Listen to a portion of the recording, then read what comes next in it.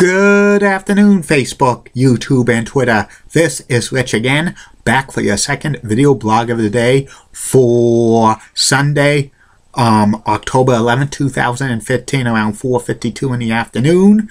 Nice and sunny day, highs in the mid-60s, perfect fall weather. Lots of people apple picking, lots of people seeing the leaves and stuff like that, even though it's not peak color. In southern New England, it's near peak in northern New England, a couple of weeks behind because it was a dry and warmer than usual September. One little tidbit: Boston Bruins forward Brad Marchand's going to be out indefinitely with a concussion. That's not good. The Bruins have been struggling this year already. Two losses and stuff. Defense is weak. Now they're losing their top goal scorer of last year, Brad Marchand. That's about it on that. My next subject is the review of the 1985 classic science fiction comedy movie Back to the Future Part 1. Back to the Future Part 1 is about a teenage boy going back to 1955 and interfering with his parents' first meeting, which could have altered his own existence and stuff like that. This movie starred Michael J. Fox as Marty McFly, Christopher Lloyd as Dr. Emmett Brown, Leah Thompson as Lorraine Bates McFly, and Crispin Glover as George McFly, Thomas F. Wilson as Biff Tannen, and Claudia Wells as Jennifer Parker, Marty McFly's girlfriend. The movie starts with clocks being 25 minutes slow, Marty going into Doc's house and stuff, thinking he's there, but he's not. He's working on an experiment. Doc calls up, and all sudden 8 o'clock, it went, all the like clocks are going crazy. Doc says it was an experiment, 25 minutes slow. Marty's late for school. He just goes skateboard, goes to Hill Valley High School. His girlfriend, Jennifer, saw him. You gotta sneak in because Strickland's caught you 4 in a row tardies. And then Marty and Jennifer think they're free, but Strickland catches them, giving them a tardy slip, saying 4 in a row, McFly. And he says, no, McFly will amount Hill Valley. And he was saying he was like his old man being a slacker. And then he was auditioning for the band to play at the school dance. And the pinheads were too loud. And on the megaphone was making his acting debut, Huey Lewis, musician who had 2 of the songs on his Back in Time and Power of Love. Those were on this Back to the Future soundtrack. Somebody can't take rejection. He's pouting with Jennifer and stuff. They're outside downtown Hill Valley, and Marty sees the 4x4, and he thinks one of these days he would like to take Jennifer to the lake. And then they say, claim the clock tower, save the clock tower.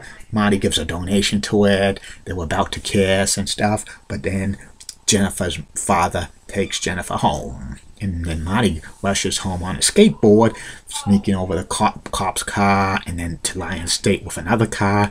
Then he sees his dad's car being towed to the house, and Biff was bullying George McFly, his father, because Biff was George's supervisor. And he says, hello, McFly, anybody home? Think, McFly, think. There's some of the things and stuff. And Marty didn't like George being bullied by Biff, but then he happens to be my supervisor and stuff. And then George and Marty have dinner with the family, which included David and Linda and Lorraine. Lorraine's drinking. She made a cake for her brother Joey, who thought was going to be paroled from jail, but he didn't make parole. And then the family was embarrassed of having an uncle in prison. And then George was laughing because he was watching a rerun of The Honeymooners, and Lorraine was scolding Marty about Jennifer Parker. She says he didn't chase boys when she was in school, but how meant fate because Grandpa hit George with the car, and they says it was meant to be, and they had under the sea dance and stuff. If they didn't kiss, the kids wouldn't have been born.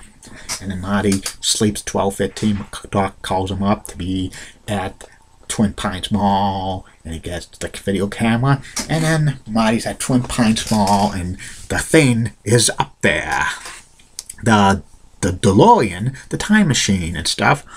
Doc is there, and also his dog Einstein, and then they videotape it, and then Einstein goes into the DeLorean, and he was going to go 1 minute into the future, and it took 88 miles per hour, the DeLorean, and stuff like that, and then 1 minute later, Einstein comes back and stuff, and it's frozen and stuff, and then Doc says, where did you get this, to Marty, where did you get your stuff for plutonium? He said he did it for Libyans who were going to build him up. They wanted to build a bomb, but they give him pinball pots. And then they put the plutonium in. They're wearing radiation suits. It's being filmed. Doc says he's going to go 25 years into the future. He has a suitcase, puts in the DeLorean and stuff like that. But then Einstein was barking. The Libyans found Doc, and Doc says, oh no, they have found me. I don't know how. Run for it, Marty. The Libyans go after Doc. They have the gun. Doc has a gun, but it wouldn't work. And then shoot Doc dead with a machine gun. And then Marty goes into the DeLorean and stuff, and they've been chased. The Libyans were chasing Marty into the DeLorean. He goes 90 miles per hour. Well, actually 88 miles per hour.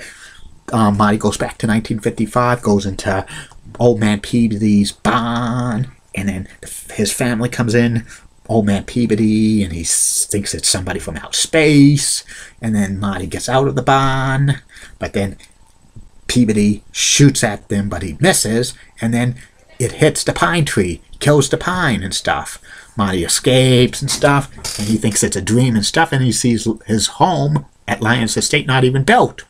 And then once Marty wants to get some help, an elderly couple's driving, and they don't want to help him because they think he's from outer space. And when he wants to go back, the DeLorean's dead. It runs out of plutonium. And then he's stuck in 1955. He walks 2 miles to Hill Valley. It looks so different. When somebody throws in the paper that says 1955, November 5th, 1955, that was it.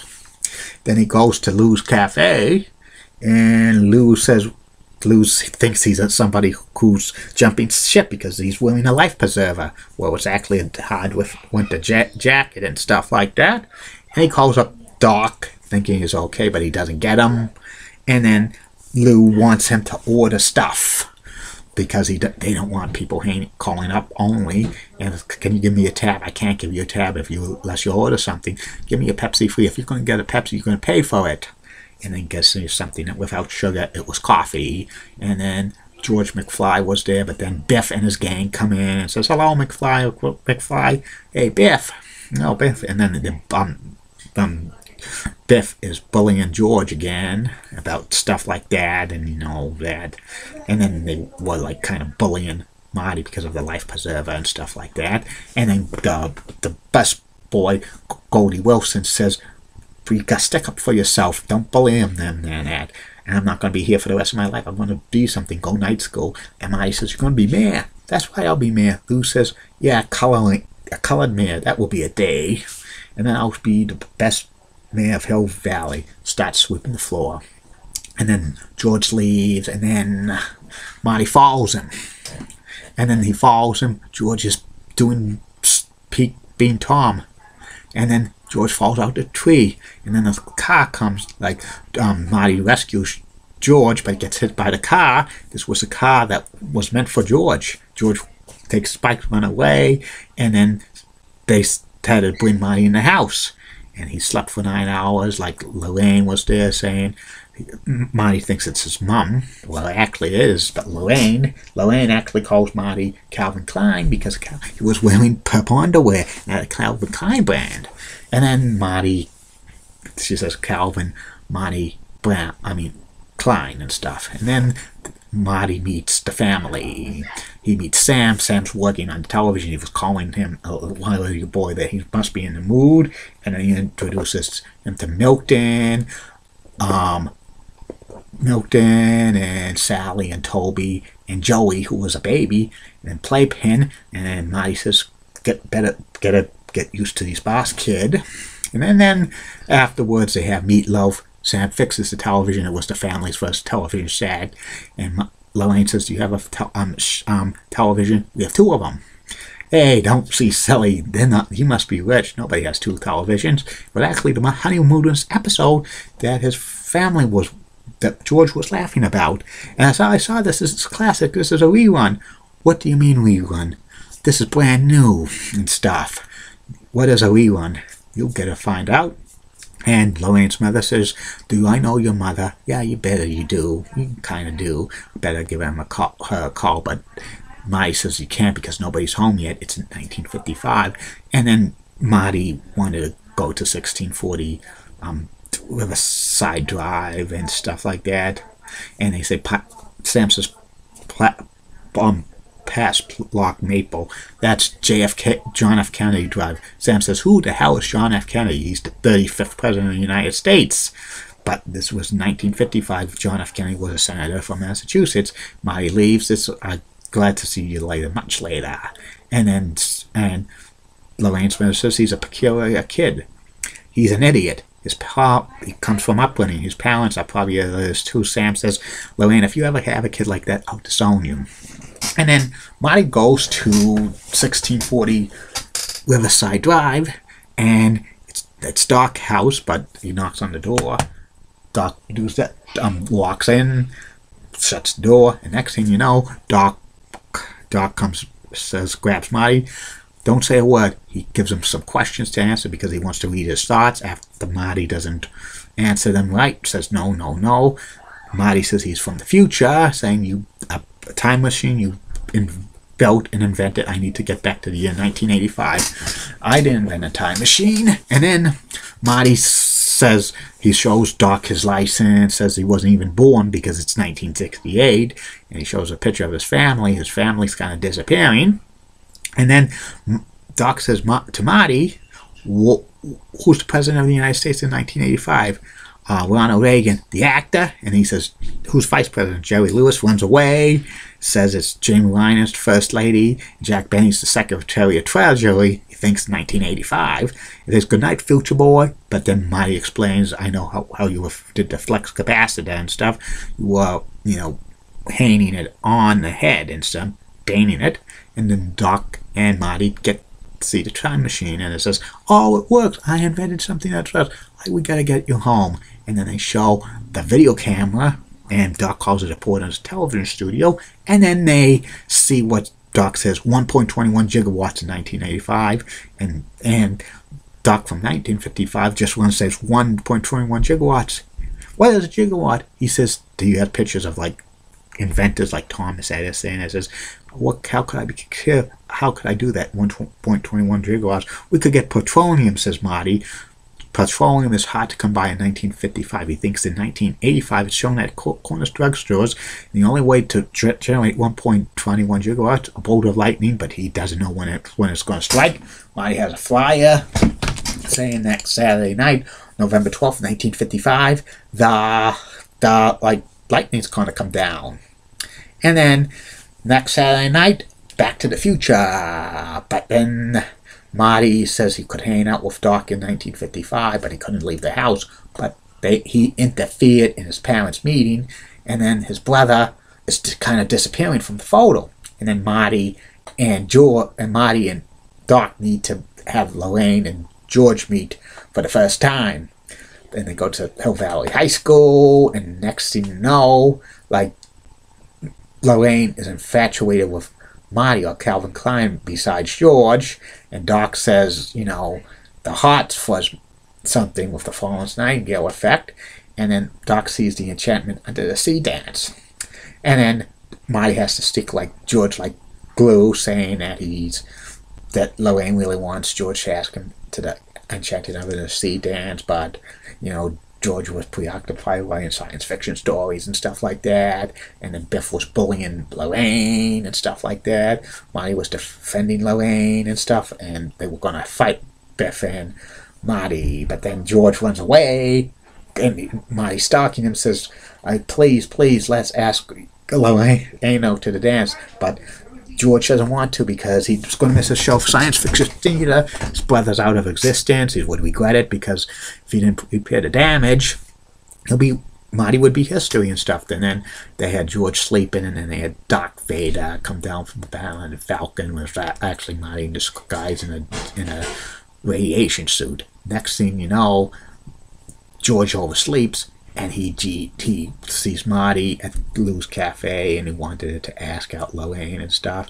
And then Lou at Lou's cafe, and then George goes sees like Lorraine and at George's cafe drinking milkshakes and stuff. But then Biff and his gang comes in.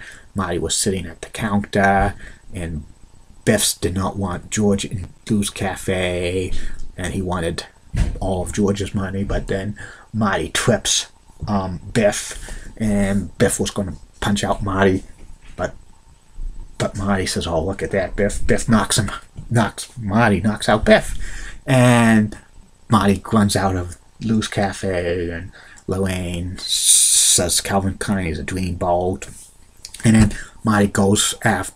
Tries to get at one of the kids' boards and stuff, a makeshift skateboard, and then Biff's gang's circling all over the Hill Valley Center to get Marty and stuff. They've been knocking down some people, and then Biff has Marty's skateboard, but then a manure truck comes. Marty goes into the car, jumps over the car, and Biff and his gang hit the manure truck, and everybody was shocked.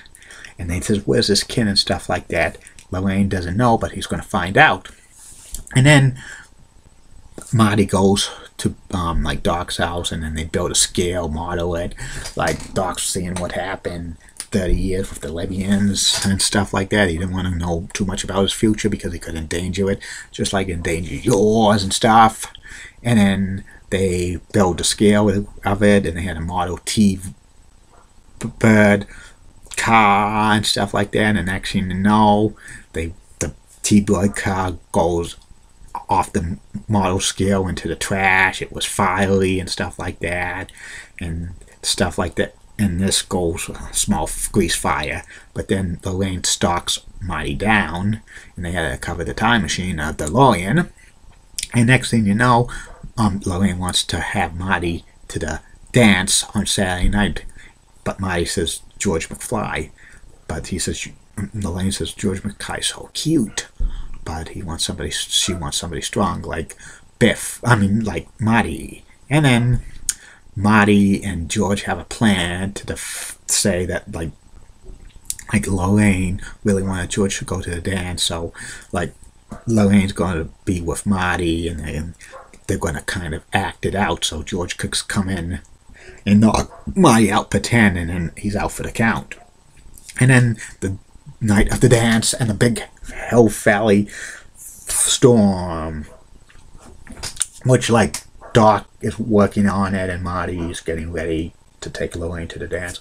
Marty writes something to Doc about what happened 30 years in the future, and then Doc pays off the cop for the weather experiment. And then the dance starts with Biff and his gang and George dancing and stuff. Then Lorraine and Marty come in, and they have a little like talk and stuff. Lorraine kisses Marty, but it seems strange because it's like kissing her brother and stuff like that. And then Biff comes in and beats up Marty, says, "You cost $300 to my damage to my car. He was drunk, Biff."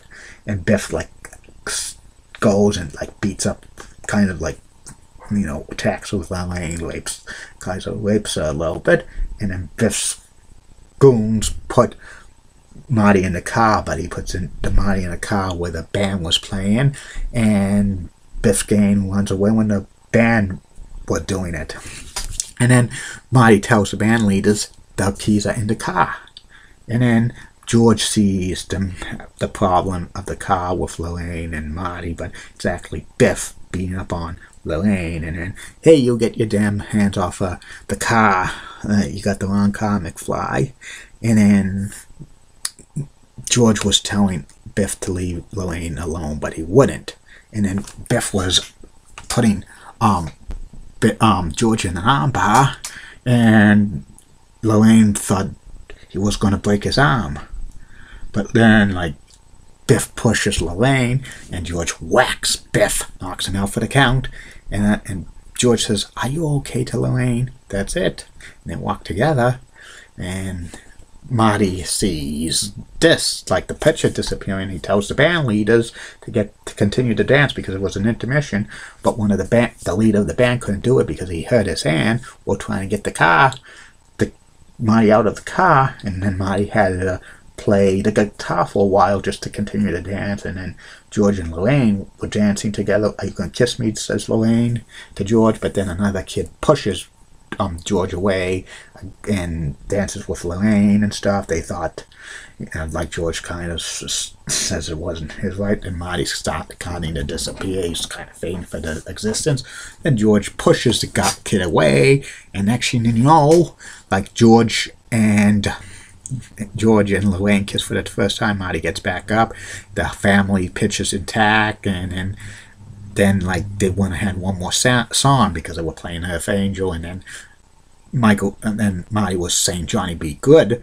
It was not Marty. It wasn't Michael J. Fox singing. It was actually another one, but he was performing real good. He said it was an oldie where he come from, but a newie, and he says your kids are gonna like it. And then when Marty stops the performance, ends it, he sees Lorraine. He says that's him and that George is going to walk her home and stuff. And he says, "Oh, right." He finally got his parents together and stuff like that. And then George says, "Thanks for the advice and stuff. Are we ever going to see you again? I guarantee it." And one more thing, he told George and Lorraine, when you have kids and you have one of them's 8 years old, be careful with them if he sets fire to the floor. And Lorraine says, "Marty, what a nice name." Doc was saying, damn, where's that kid? Damn, where's that kid? Because the storm was getting ready. It was close to 10 o'clock. Marty had to change back what he was wearing when he went back in time and stuff. He wasn't going to wear a suit back to 1985. And then Doc has the DeLorean and stuff, puts him back where he left. He says, "Everything will be fine when you get back to 1985. Both of them hug and embrace.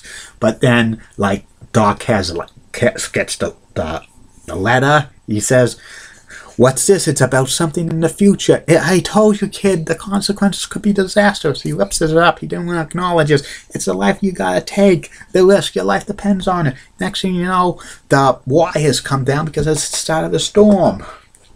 And then, like, Doc has to go up to the clock tower to repair the damage, and he throws him to the ropes, and then it kind of repairs it, but it's 10 o'clock. Marty had to go into the time machine, the DeLorean, because he got less than 4 minutes.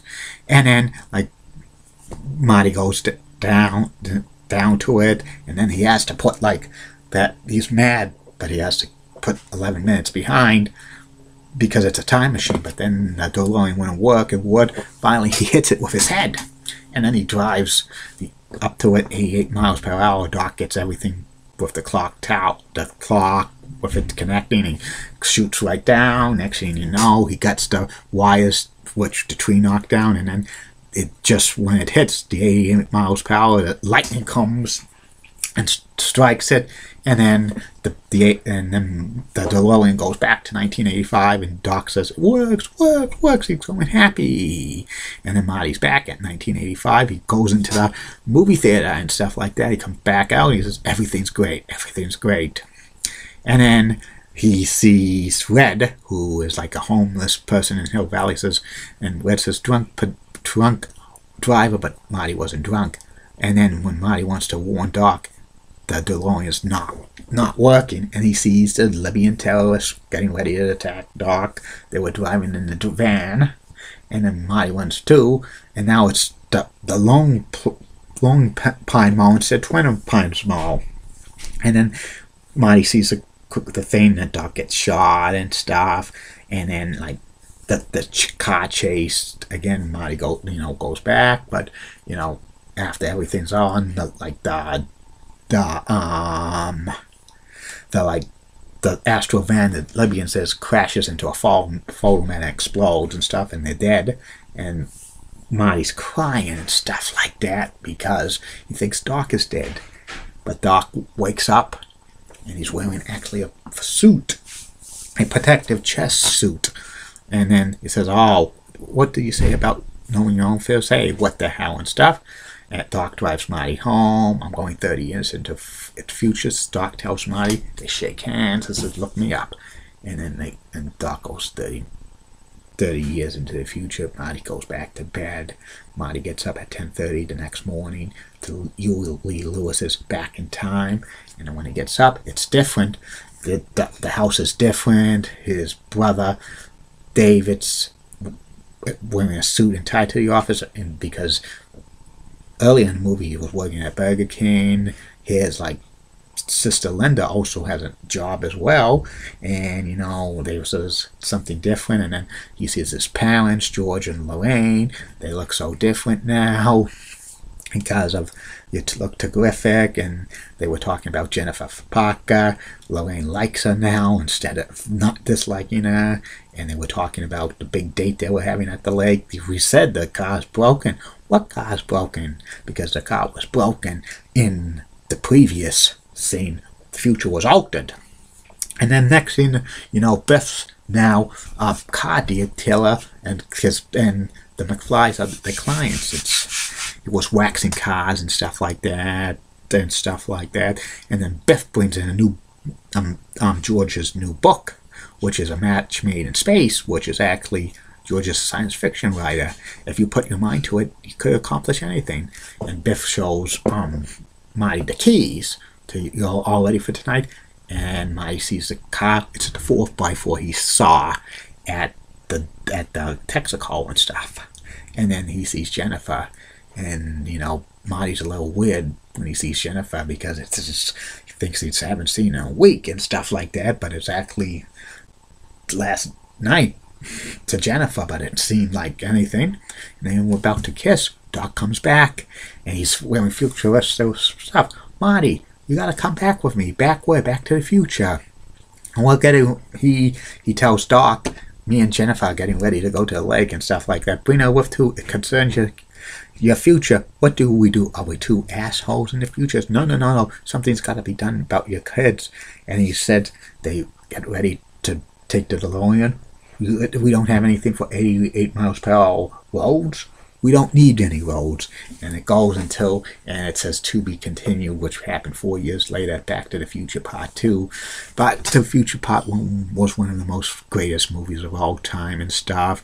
Real popular. It's probably maybe one of the top 10 movies of all time for science fiction and comedy and stuff. This was a good role by Michael J. Fox and Christopher Lloyd and stuff. Biff Tannen was probably one of the top bullies in any movie and stuff like that. Thomas Wilson was a good actor and comedian, and this was his best known role. I'm very surprised he didn't get to be in more movie roles with playing a bully and stuff, because he was pretty good. But I think that Biff Tannen was kind of like a typecasting character in a movie that many producers did not want to cast Thomas Wilson because he was so identifiable with Biff Tannen. And also Leah Thompson was pretty good in this as Lane Bates McFly. She actually had to wear a lot of makeup in this movie. Also, Michael J. Fox needed to learn skateboarding in this movie because he didn't know how to skateboard, which was pretty good. I love watching Back to the Future Part 1. It's one of the best movies of all time and stuff. It's recommended in my book. And in October 20th, I'm going to review Back to the Future Part 2, because that's the day that Marty and Doc and Jennifer went to the future, November 20th, 2015. Have a good day. Facebook, YouTube, and Twitter. Third and final video blog of the night will be about New York Rangers Legends Center Hockey Hall of Famer Rod Gilbert. Keep calm. I'm a Julie Bunny guy. Molly Rosenblatt, a fox for 35 rocks and has nice legs. Elizabeth Hart, so stunning. Amy Swansea, so stunning. And in words of Sean Lucia, get out. Goodbye, Facebook, YouTube, and Twitter.